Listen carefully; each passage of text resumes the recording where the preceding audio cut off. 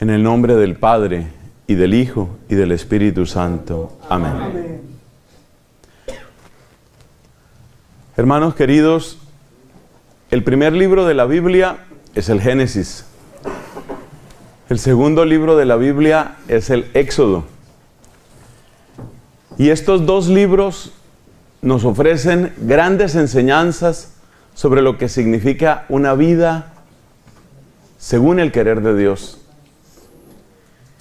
Sobre todo nos enseñan algo, y es que la vida de fe es una vida de combate.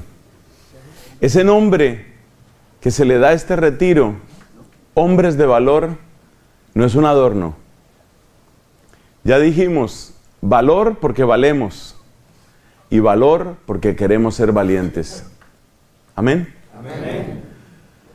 Y el valor que tenemos lo descubrimos en la sangre preciosa del Señor. Y la valentía que necesitamos es para proclamar el valor de su sacrificio y el valor de su cruz. Eso quiere decir que la vida de fe es una vida que siempre está en combate. Nos dice el capítulo número 16 de San Juan: en el mundo van a tener luchas.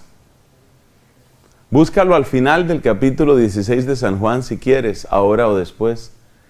En el mundo van a tener luchas, pero ánimo, yo he vencido al mundo, nos dice Jesús. Es decir, que la vida de fe es una vida de combate.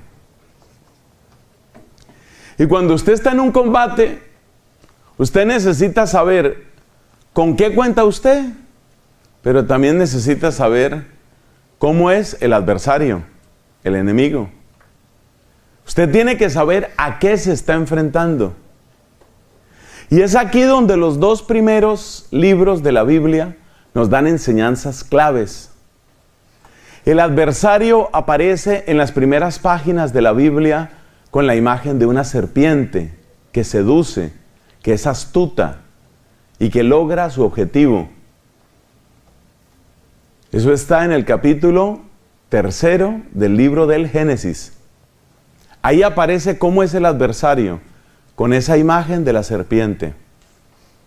Y el capítulo 1 del libro del Éxodo nos presenta al adversario a través de un personaje, un ser humano, pero un ser humano que se creía y que hacía a los demás que creyeran que él era de orden divino. Ese ser humano era el faraón.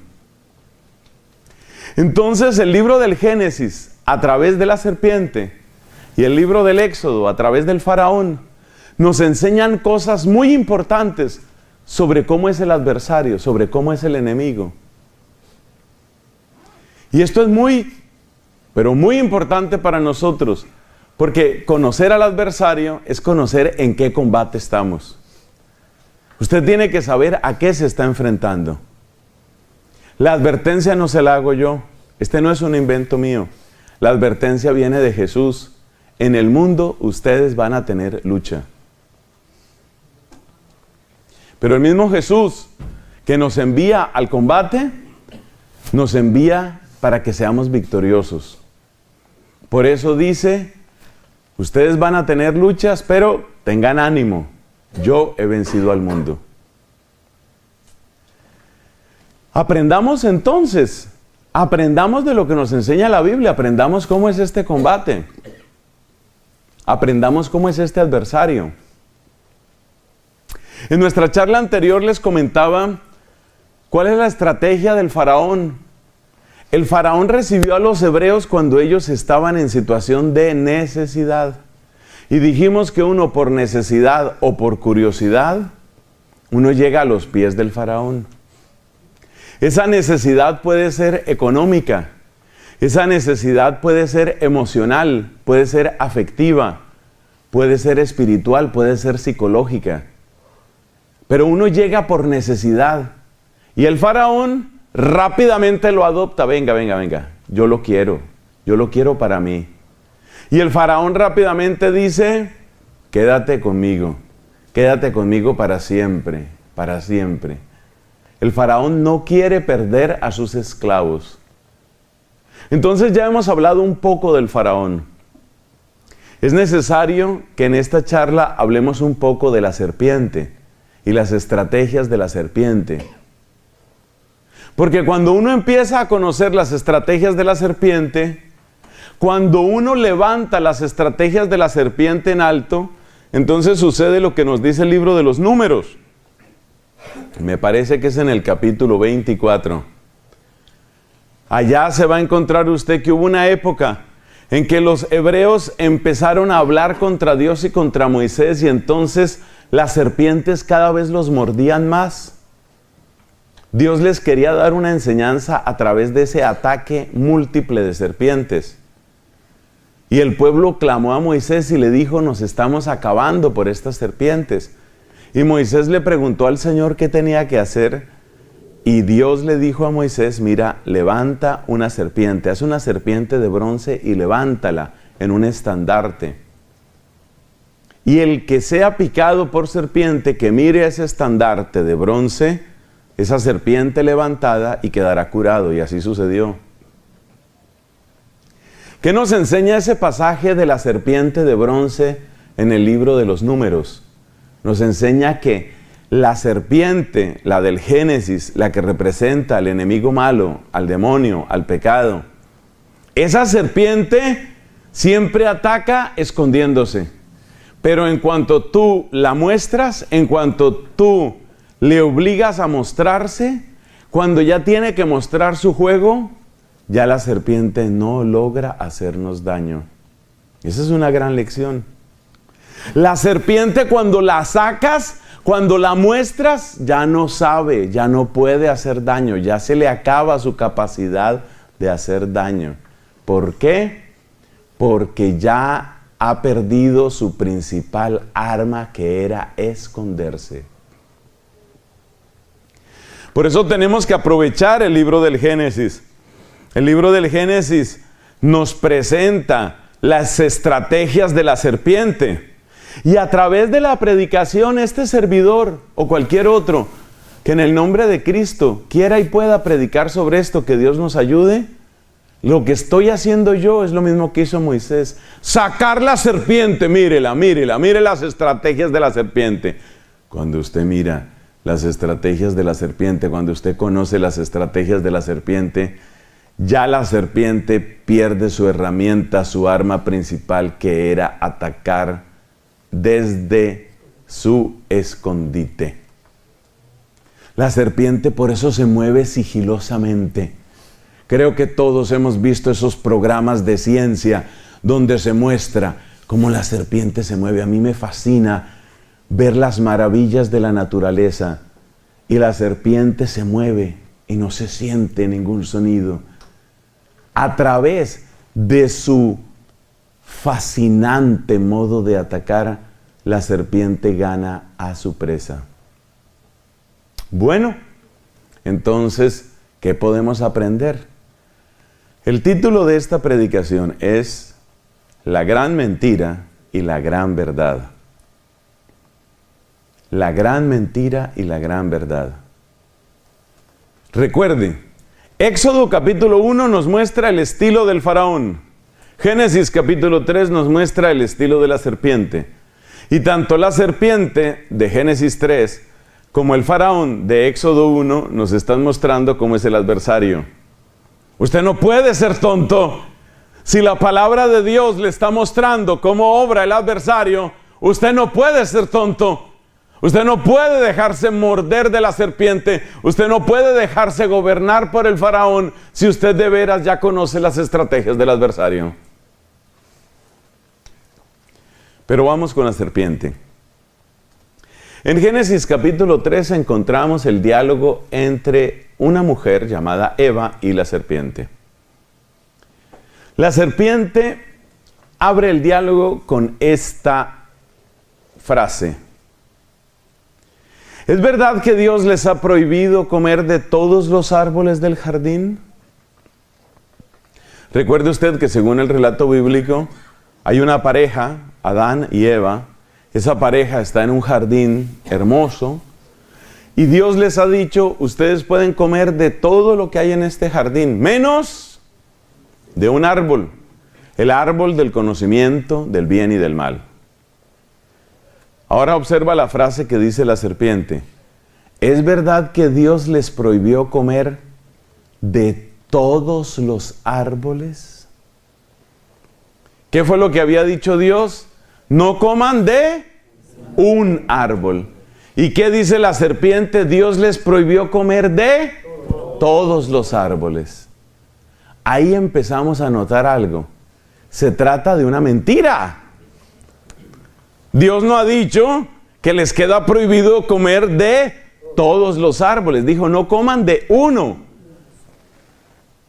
Es una mentira.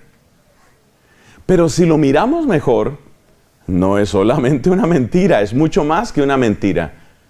¿Sabe cómo se llama eso? Eso se llama una calumnia. ¿Qué es una calumnia? Una calumnia es la acusación que yo hago de una persona con algo que es falso. Por ejemplo, si yo digo, ¡me robó! ¡Ese señor me robó! Resulta que esa persona no me ha robado, eso se llama una calumnia. Entonces, lo que hace la serpiente es una calumnia. Lo que hace la serpiente, en primer lugar, apenas abre su fétida jeta, apenas abre sus fauces, lo primero que hace la serpiente es mentir y calumniar. ¿Y la calumnia cuál es? Dios les ha prohibido comer de todos los árboles. Es falso. Pero como tenemos que aprender de esta historia, veamos qué más pasa en esa historia. Génesis capítulo 13, lo estoy diciendo para que luego, en sus ratos de ocio, usted vuelva a leer ese texto. La mujer comete un error que los autores santos y doctos de la iglesia lo han hecho ver muchas veces. El Papa Francisco también lo recordó no hace mucho. La mujer se puso a conversar con la tentación. Mal hecho, muy mal hecho. Cuando usted se pone a conversar con la tentación, usted le da fuerza a la tentación. Es como la persona que está en una dieta. Varios de los que estamos aquí creo que estamos o deberíamos estar en dieta. Si usted está en una dieta y le dice el médico, mire, usted no debería comer ni harinas ni dulces. Casi siempre eso es de lo primero que prohíben los médicos, las harinas y los dulces. Y así van prohibiendo y prohibiendo cosas hasta que finalmente solo permiten agua destilada. Bueno, sigamos. El hecho es que el médico le dice a usted, solo le cuento que no puede comer harinas ni dulces. Y usted sale triste del consultorio del médico.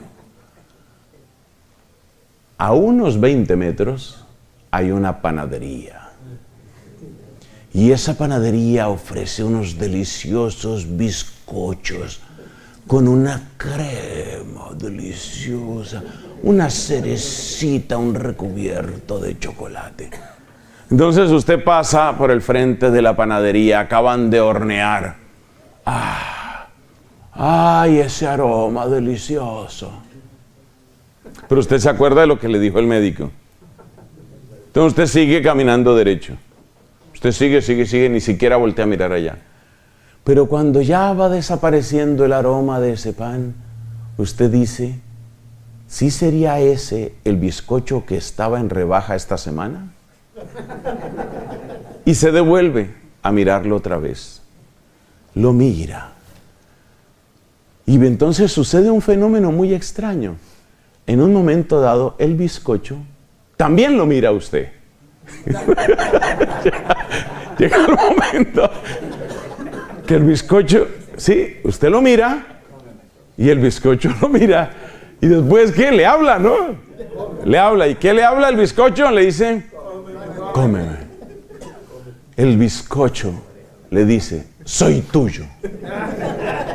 Y usted mira ese bizcocho. Lo mira y lo mira. Lo mira hasta que casi lo derrite con la mirada.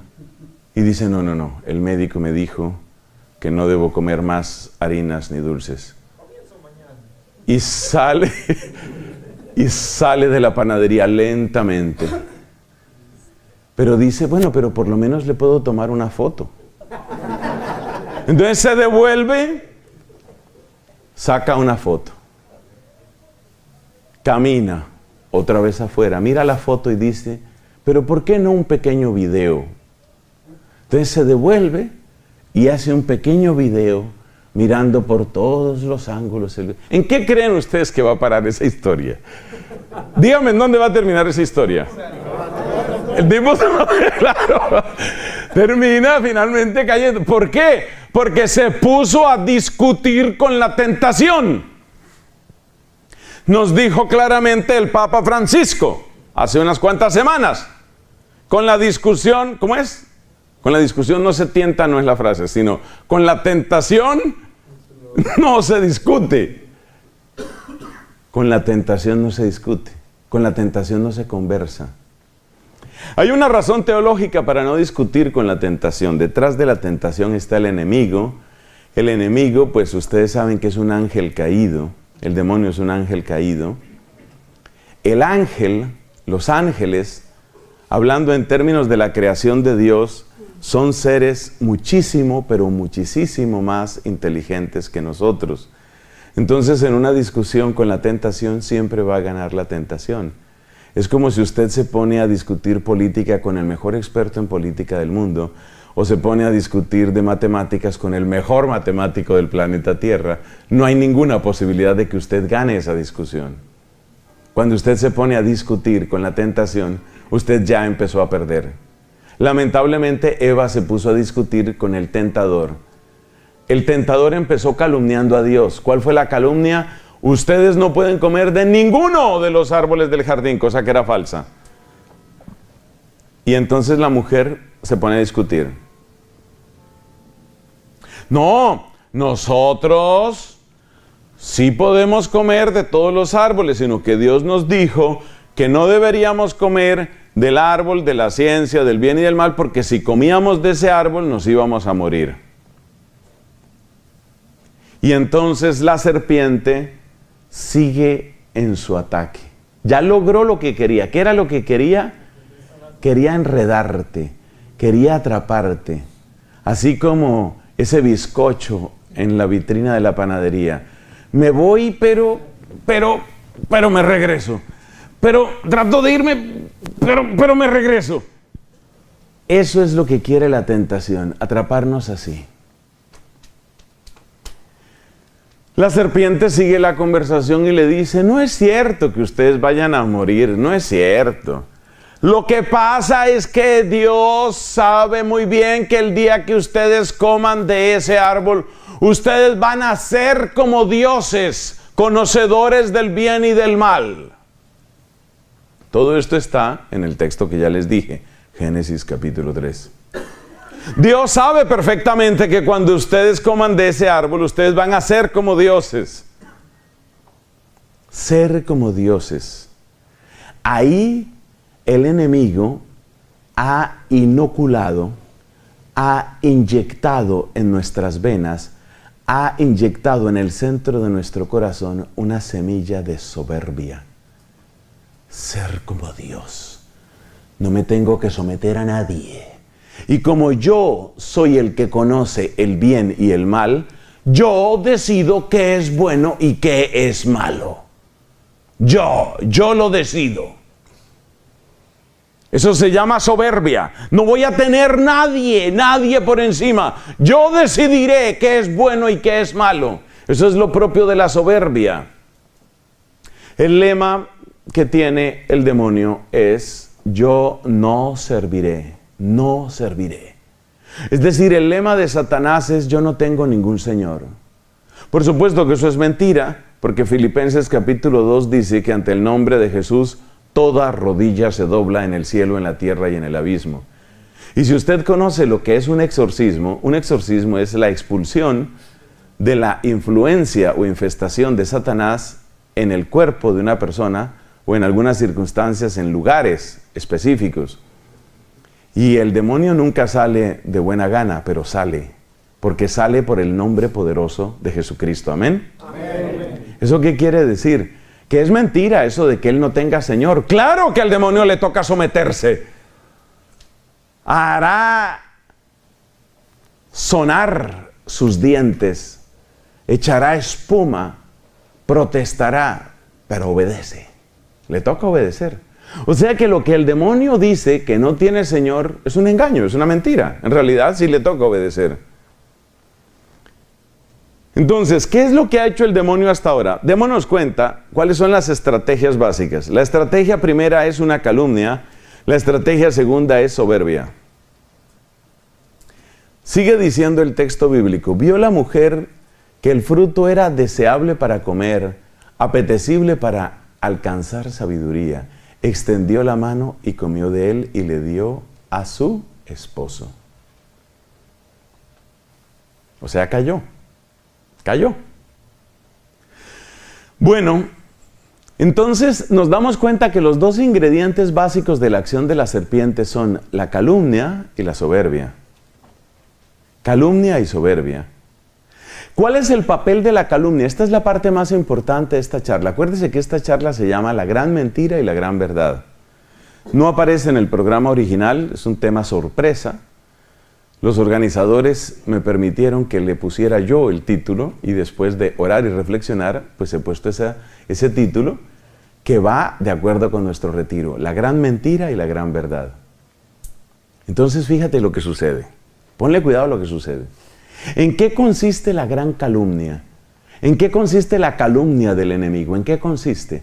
Consiste en decir a la mujer y a través de ella a toda la especie humana, porque en la mujer están los manantiales de la vida. Decirle a la mujer y desde el corazón de la mujer a toda la raza humana, Dios no quiere tu bien. Dios es envidioso de tu bien. Dios es egoísta y encerrado en su mundo. Dios está encerrado en su cielo y tú no le importas. Por consiguiente, tú tienes que hacer tu propio cielo y tú tienes que ser Dios. Tú tienes que ser Dios y lo que tú hagas será tu cielo, tu paraíso. Tú vas a hacer lo que tú quieras de ti. Ese es el lenguaje de la calumnia. Si vamos a profundizar más, nos vamos a dar cuenta de otro detalle. Y es que en el fondo la calumnia de la serpiente lo que quiere es poner a la mujer en una falsa opción. Una falsa opción.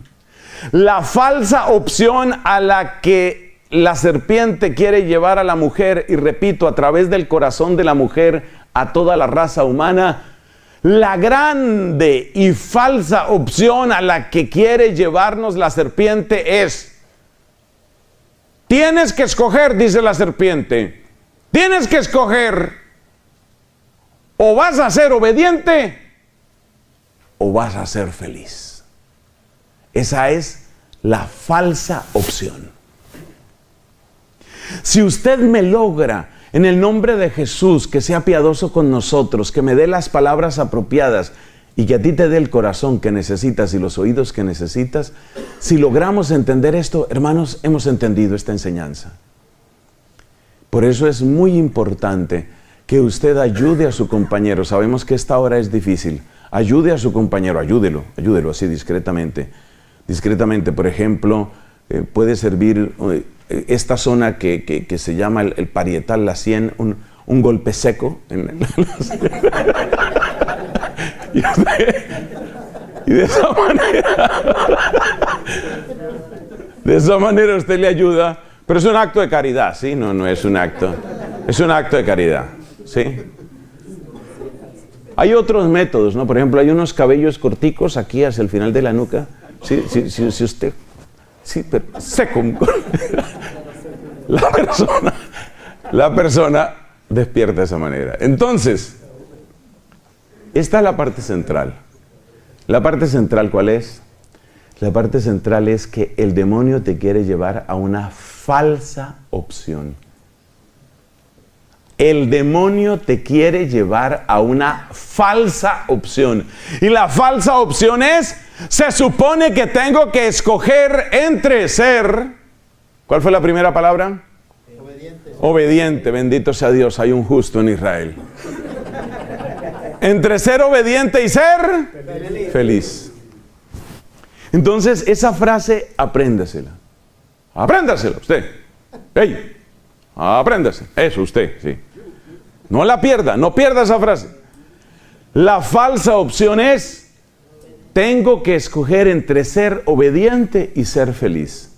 Lo que quiere la calumnia de la serpiente es ponerte en esa falsa alternativa, en esa falsa opción, en esa falsa disyuntiva. Utiliza la palabra que quieras. Ahí es donde te quiere llevar. Que tú pienses, que tú creas, que tú sientas que tienes que escoger entre ser obediente o ser feliz. ¿Le hago caso a Dios o le hago caso a mi corazón, a mi deseo? Eso es lo que quiere la serpiente. De lo que se trata la calumnia de la serpiente es exactamente de eso. ¿De eso de qué? Que usted sienta que tiene que escoger entre ser obediente y ser feliz. Y una vez que usted entra en esa disyuntiva, le va a pasar exactamente lo mismo que le sucedió a ese hombre que salió donde el médico. A ver, le hago caso a lo que me dijo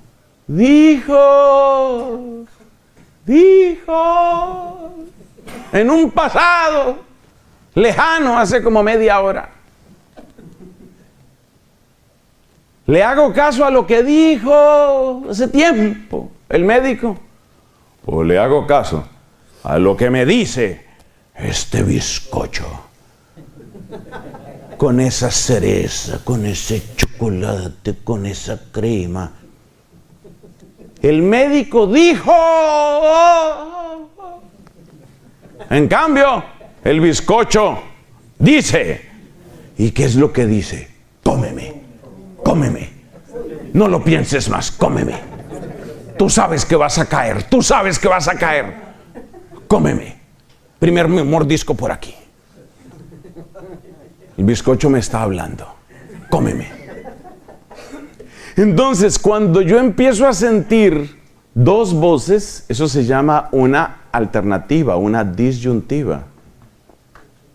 Cuando uno tiene dos voces, entonces, según la expresión del profeta Elías, uno empieza a cojear de ambos pies.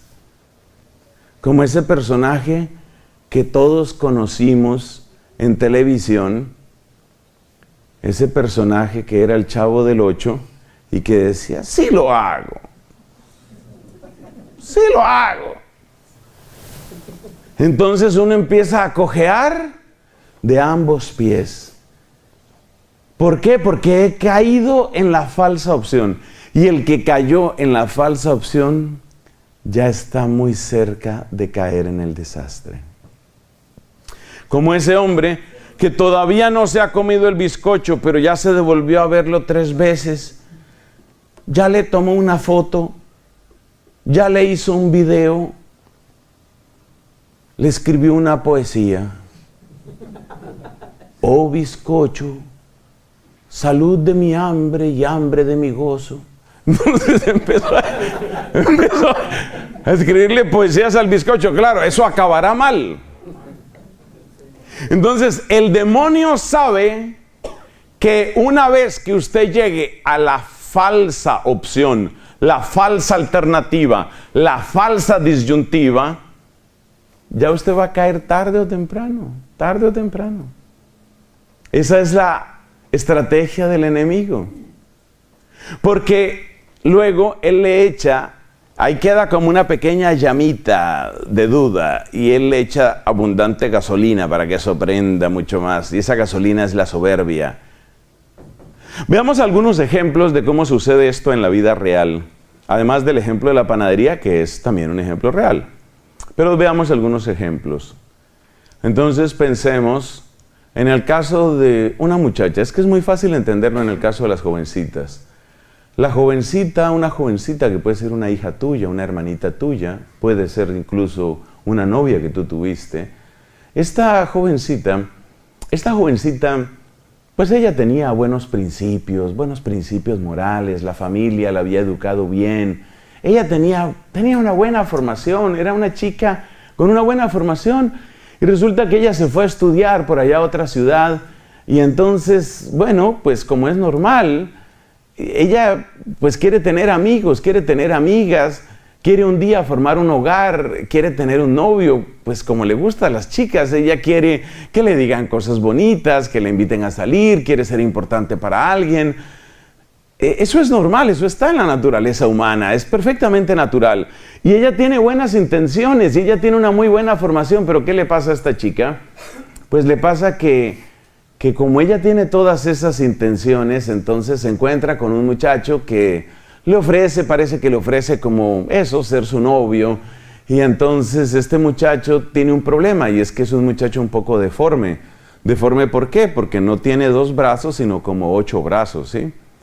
Es un muchacho que tiene muchísimos brazos, eso le salen brazos por todas partes, y brazos y brazos. Es un muchacho modelo pulpo, y este muchacho pulpo, pues es muy hábil para esto.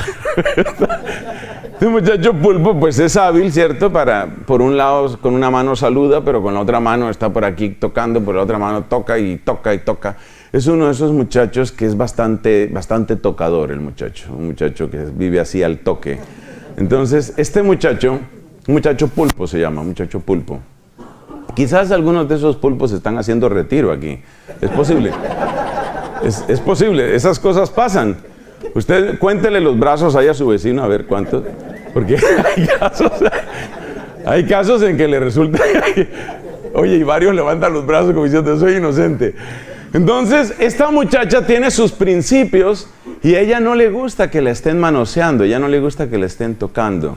Entonces, ella se opone a eso y le dice a esa especie, vamos a llamarlo de novio púlpico que ella consiguió. Ella empieza a decirle al novio, no, así no va a ser nuestra relación, a mí no me gusta que me estés tocando así.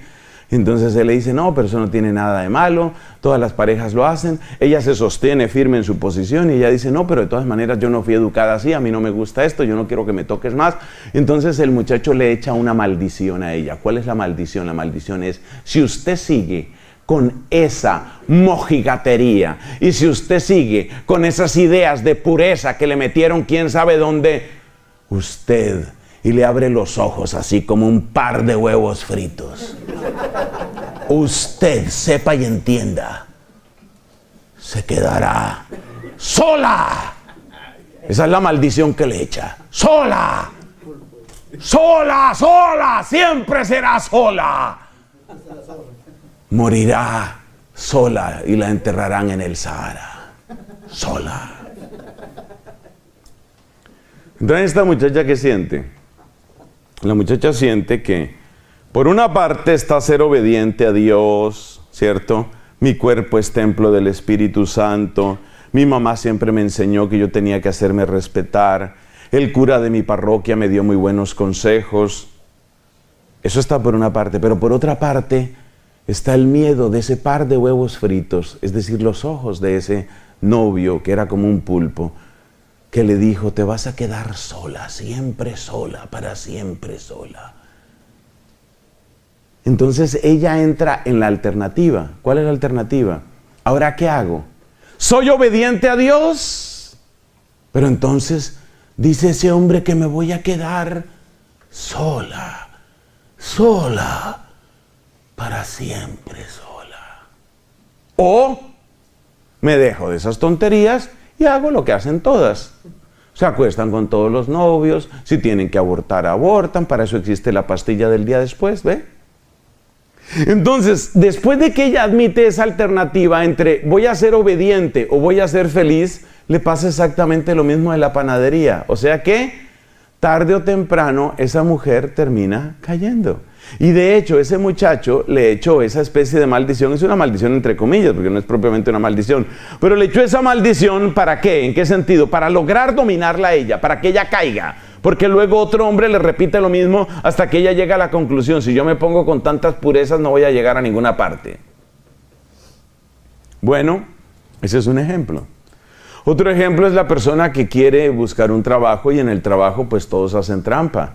Lamentablemente eso sucede en muchos gobiernos, se llama soborno.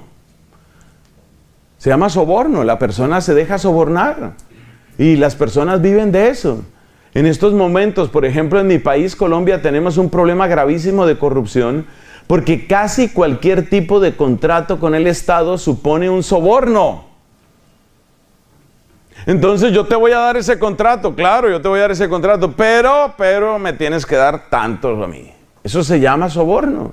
Son funcionarios a los que se les paga y se les paga muy bien, pero resulta que el funcionario quiere hacerse muy rico muy rápidamente, entonces empiezan a sobornar y a ser sobornados y a pedir sobornos. Es decir, se vuelve toda una cultura del soborno. Y esa cultura del soborno llega un momento en el que invade de tal manera toda una institución. Se llena tanto de soborno, la cultura del soborno se adueña tanto de los gobiernos que cuando llega una persona honrada, esa persona se convierte en un estorbo. Hay una institución, por ejemplo, en mi país que se llama el Servicio Nacional de Aprendizaje, abreviado SENA. Es una institución del gobierno que, por cierto, hace muchísimos años la ayudó a fundar la Iglesia Católica para facilitar la educación técnica de personas de bajos recursos. O sea que nació con una intuición y con una meta muy buena. Y entonces, ¿qué es lo que ha sucedido? Pues ha sucedido que este SENA se ha ido llenando de gente corrupta. Y yo me atrevo a decir esto aquí en público. Yo sé que esto se está filmando. Y entonces, ¿qué pasa? Que algunos de estos, pues tienen la característica de que, sí, yo le voy a dar el contrato de alimentos a tal persona, le voy a dar el contrato de cafetería a tal persona, pero me tienen que pasar tanto dinero. Y como esos contratos los tienen que firmar varias personas, porque no es uno solo el que tiene que firmar, entonces resulta que el que llega ahí tiene que ir entrando en la cultura del soborno. Y esto sucede en muchos gobiernos, esto sucede en muchas empresas y esto sucede en muchos lugares. Entonces, ¿qué le pasa a la persona que llega ahí y no tiene esa cultura? ¿Qué le pasa a la persona que llega ahí y no quiere robar? Pues que le echan también una maldición, también le abren los ojos así y le dicen, pues usted no es el que nos va a dañar el negocio a nosotros. Llevamos mucho tiempo haciendo mucho dinero aquí y usted no nos va a dañar el negocio. ¿Se da cuenta? Entonces se va creando una cultura del robo, una cultura del soborno. Supongo que no todo el SENA está así en mi país, pero que esto está pasando, está pasando. Y así en muchas otras cosas. Y nosotros venimos de distintos países y yo creo que en tu país tal vez pasa lo mismo. Entonces, ahí es donde se forma eso. Ahí es donde se forma la alternativa. Entonces, ¿qué hago? ¿Soy obediente a lo que Dios me pide? ¿Soy obediente a una conciencia recta? ¿O me van a perseguir, o me voy a quedar sin trabajo, o me van a aislar, o me voy a quedar solo, o me voy a quedar pobre? A través de esa falsa alternativa, el enemigo logra demasiado en nuestras vidas, logra demasiado. Esto es muy triste. Esa es la falsa alternativa. Pero el objetivo principal de esa alternativa no es solamente que nosotros hagamos cosas incorrectas o deshonestas. El objetivo principal es que nosotros sintamos, Dios es mi estorbo para ser feliz. Eso es. El objetivo principal del enemigo es ese, que usted empiece a pensar, yo sería más feliz sin Dios, sin religión, sin prohibiciones. Yo sería más feliz si desapareciera la religión de la tierra y entonces yo podría hacer lo que a mí se me diera la gana. O si no, yo sería más feliz si yo pudiera transformar el cristianismo en lo que a mí se me antoje, que esa es otra posibilidad. Esa también es otra de las mentiras. Ese es otro de los engaños del enemigo. Yo voy a volver el cristianismo lo que sea. Entonces el cristianismo, ustedes vieron el texto que estudiábamos en la charla pasada. Ahí se dice claramente, esto no es, esto no es, esto no es, esto es pecado, esto va en contra del reino de Dios. Pero resulta que yo tomo ese texto y muchos otros textos de la Biblia y los retuerzo hasta que digan lo que yo quiero. En el fondo significa que no es que la palabra de Dios sea presencia del Señor en mi vida, sino que ahora yo me vuelvo Señor de esa palabra y yo obligo a esa palabra a que diga lo que yo quiero. Esa es la estrategia del enemigo. La estrategia del enemigo consiste en que Dios es el enemigo de mi felicidad y que si yo quito a Dios y si yo quito la iglesia y si yo quito la religión, entonces voy a ser verdaderamente libre y voy a ser verdaderamente feliz. Esa es la gran mentira. Síntesis de esta parte, porque toca ver la gran verdad. La gran verdad es la que nos trae Cristo. ¿Cuál es la síntesis de la gran mentira? La síntesis de la gran mentira es: el enemigo pretende meterme en la cabeza que yo tengo que escoger entre ser obediente y ser feliz. Usted, por ejemplo, que está tomando apuntes, es una de las razones por las que me cae bien. Puede escribir, por favor, esa frase. El enemigo quiere que yo escoja entre ser obediente y ser feliz. El enemigo quiere que yo escoja entre ser obediente y ser feliz. Como quien dice, no puedo ser las dos cosas al tiempo. Eso es lo que quiere el enemigo. Y cuando uno está bien enredado en su cabeza entre ser obediente y ser feliz, pues uno está como ese hombre que pasaba por la panadería y se devolvía, y pasaba por la panadería y se devolvía, y el que tanto se devuelve, llega el momento en el que dice: ¿cuánto vale ese bizcocho? Dígame lo que cueste. $80, $120, ¿cuánto vale? Por favor, lo que sea. Porque ya está obsesionado, porque ya se ha convertido en su ídolo. Entonces, ¿cuál es la gran mentira? El enemigo quiere convencerme de que tengo que escoger entre ser obediente y ser feliz. Esa es la gran mentira. El enemigo quiere, lo voy a repetir porque necesito que esta idea quede muy clara. El enemigo quiere convencerme de que tengo que escoger entre ser obediente y ser feliz. Es decir, que no puedo ser las dos cosas a la vez. Por consiguiente, ¿quién es Dios? Dentro de esa imagen que el demonio pretende implantar en mi cabeza, ¿quién es Dios? ¿Dios es el enemigo de mi felicidad? ¿Dios es el doctor? No. Dios es el que no deja que la gente goce. Dios es el que no deja que yo me realice. Dios es el instrumento de una clase opresora que se llama el clero. ¡Ay, el clero! Clero hipócrita, clero. Hace poco hay sacerdotes pederastas, hipócritas, mentirosos. Y el enemigo pone toda esta babaza y veneno en los enemigos de la iglesia. ¿Para qué? Para que detestemos a la iglesia, para que detestemos la Biblia, para que detestemos la religión y para que digamos, al fin que voy a ser obediente a ese Dios opresor que no quiere que la gente sea feliz, a ese Dios que alimenta a los hipócritas del clero, o voy a ser yo mismo y voy a ser feliz. Es decir, comer del árbol de la ciencia del bien y del mal. Es decir, yo escogeré lo que es bueno de lo que es malo a mi aire, como dicen los españoles. A mi aire, a mi gusto, lo que se me dé la gana. Y si yo digo, porque se me ha dado la gana, yo digo que de hoy en adelante un matrimonio es la asociación de 3, 5, 20 que se quieren harto, pues eso será matrimonio. ¿Por qué? Pues porque yo lo digo y se acabó. Ese es el árbol de la ciencia del bien y del mal. Yo defino el matrimonio como a mí me parezca, yo defino la adopción como a mí me parezca, yo defino la familia como a mí me parezca, yo defino lo que es paz como a mí me parezca, yo defino quién puede hablar y quién no puede hablar, yo defino qué se puede enseñar y qué no se puede enseñar.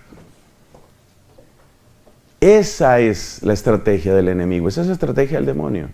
Pero hay que entenderla muy bien. Y la mejor manera que he encontrado de explicarlo es la frase que ya les he repetido varias veces. El demonio quiere que yo escoja entre ser obediente y ser feliz, como si no se pudiera hacer las dos cosas. Bueno, ¿y cómo se sale de esa mentira? Los casos reales que les he presentado, los casos reales, por ejemplo, de esa muchacha que está en la universidad, o los casos de ese hombre que entra al gobierno y que un día le gritan en la cara, mire, usted no es el que nos va a dañar el negocio a nosotros. Esos casos reales muestran que la solución no es sencilla. Efectivamente, en nuestra vida real, en nuestra condición real de ciudadanos y de seres humanos nos encontramos con estos problemas. Entonces, ¿cuál es la solución? ¿Qué es lo que se puede hacer ahí? Es ahí donde necesitamos conocer lo que Cristo hace por nosotros. ¿Qué es lo que pretende el enemigo? Lo que el enemigo pretende es que yo vea a Dios como el enemigo de mi felicidad. El demonio lo que quiere es que yo vea a Dios como el enemigo de mi libertad y de mi felicidad. Eso es lo que el demonio quiere. Que yo vea a Dios como el enemigo de mi libertad. No me deja ser libre. Yo quiero hacer lo que a mí se me dé la gana. Y no me deja ser feliz. Yo quiero encontrar la felicidad, pues en lo que yo quiero encontrarla, como yo quiera encontrarla y cuando yo quiera encontrarla. Bueno, ¿qué hace Cristo? ¿De qué manera Cristo cambia este panorama? Observemos que el demonio está muy interesado en que nosotros veamos a Dios como un tirano, egoísta y envidioso, que solo vive para sí mismo. Un narcisista redomado que lo único que pretende es su propio interés. Bien sabe Dios que el día que comáis de la fruta, seréis como Él y decidiréis sobre el bien y el mal. O sea, el enemigo quiere que yo mire a Dios como mi competencia, como mi enemigo, como mi adversario, como un ser egoísta que se merece únicamente la respuesta de mi egoísmo. Eso es lo que quiere el demonio. El objetivo de sus calumnias es ese. Entra Cristo en la escena. ¿Qué hace Cristo? ¿Qué es lo que trae Cristo? Vayamos al comienzo del Santo Evangelio y preguntémonos qué es lo que trae Cristo. Por ejemplo, en Marcos capítulo 1. ¿Qué encontramos? Encontramos a Cristo haciendo los siguientes verbos: sanando, exorcizando, enseñando, denunciando la mentira, consolando las multitudes. Me encuentro con Cristo. Hay una herida en mi alma. Me encuentro con Cristo. Hay una enfermedad en mi cuerpo. Me encuentro con Cristo. Estoy aturdido por el ataque de Satanás en mi familia. Me encuentro con Cristo y me doy cuenta que Cristo trae vida y trae salud y trae sanación. Mencionábamos en nuestra primera predicación, mencionábamos el caso del leproso. Un leproso que está en el capítulo 5 de San Lucas. Esa misma historia del leproso se cuenta también en Marcos, en el capítulo 2. Imagínate el caso, volvamos al caso de ese leproso que lo hemos mencionado ya. Imagínate este leproso estaba arrojado fuera de la sociedad. Este leproso lo que tenía no se podía llamar vida. Este leproso estaba lejos de todo.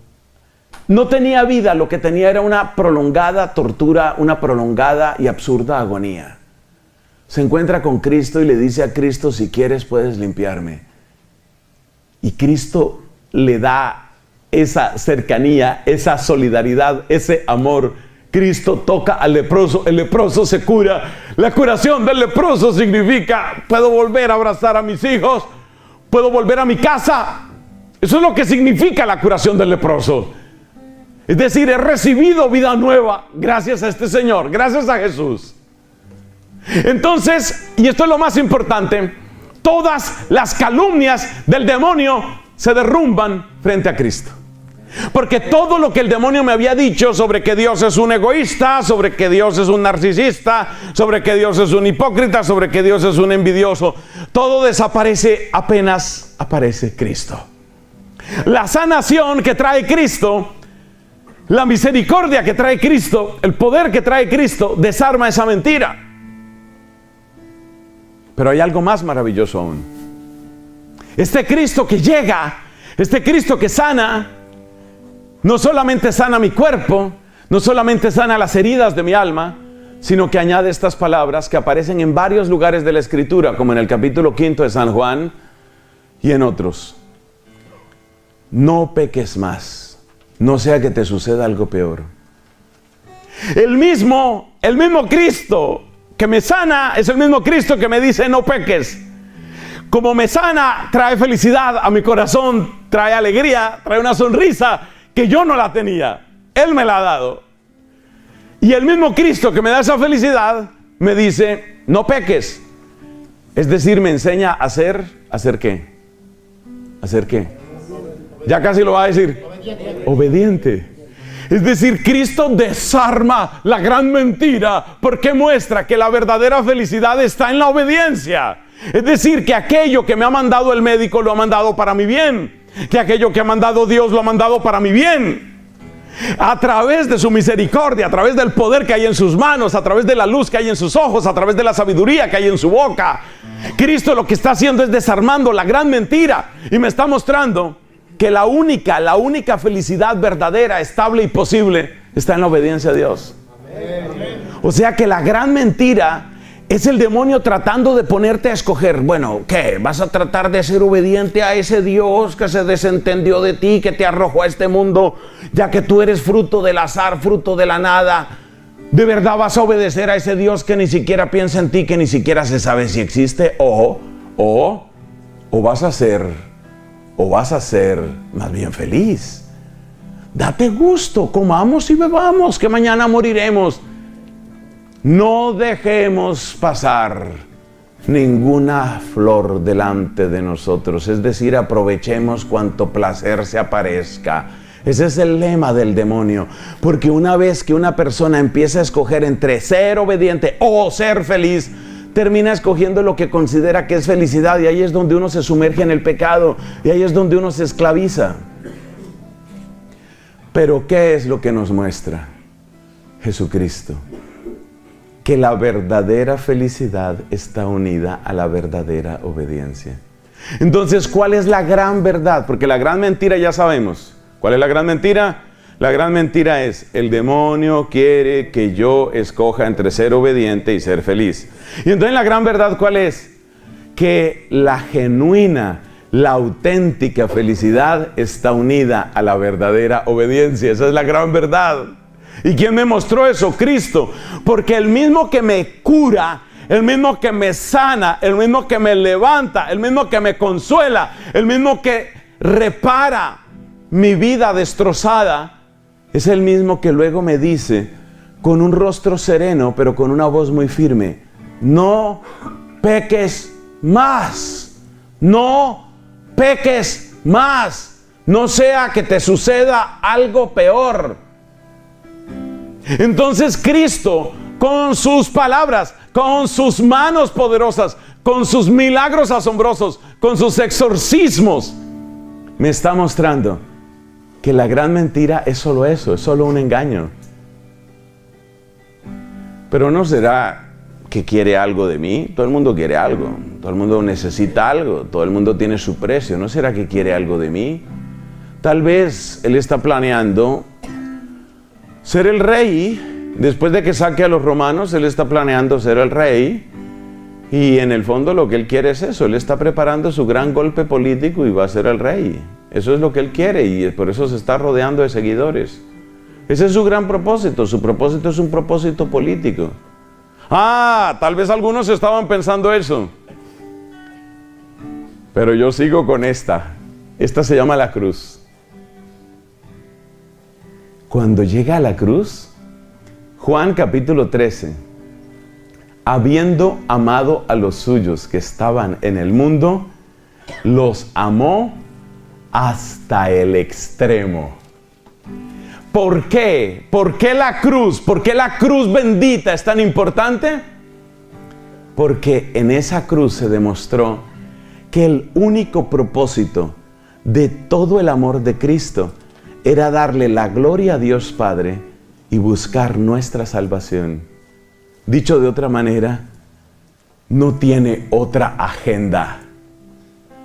Óyelo bien, no tiene otra agenda, no hay otro motivo, no hay otro doblez, no hay otro interés, no hay trampa, no hay trampa. Es verdad. Como decía mi querida amiga Santa Catalina de Siena, eres dulce y no hay en ti mezcla de amargor. No hay decepción. Porque qué tristeza cuando uno dice, bueno, voy a luchar por tal o cual partido político, voy a luchar por tal o cual escuela filosófica, voy a luchar por tal o cual tendencia de mercado, y luego se da cuenta que todo termina siendo utilidad de unos poquitos. cuando uno se encuentra con Cristo, cuando uno ve las llagas de Cristo, en esas llagas uno ve escrita la palabra salvación, uno ve escrita la palabra misericordia. Y uno se da cuenta, lo que Él ha hecho es verdad, es la gran verdad. Por eso el demonio detesta la cruz, porque es que en la cruz ha aparecido la gran verdad, la que derrota a la gran mentira de Él.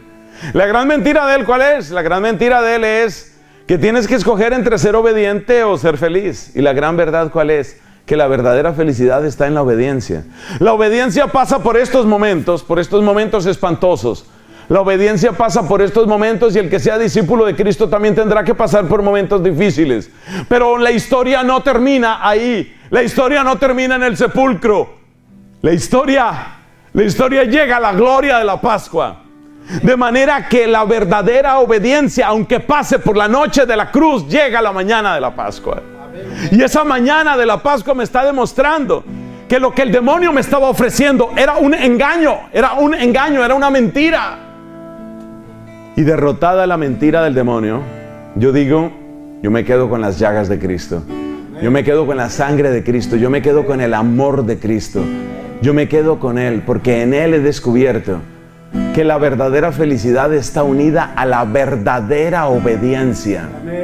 Y el que está unido a la verdadera obediencia, aunque pase por cañadas oscuras, nada temo, porque tu vara y tu cayado van conmigo. Él está conmigo. Y esa es la gran verdad. De pie, gloria al Padre y al Hijo y al Espíritu Santo, como era en el principio, ahora y siempre, por los siglos de los siglos. Amén. La gloria, la alabanza y el amor para Jesús. Amén.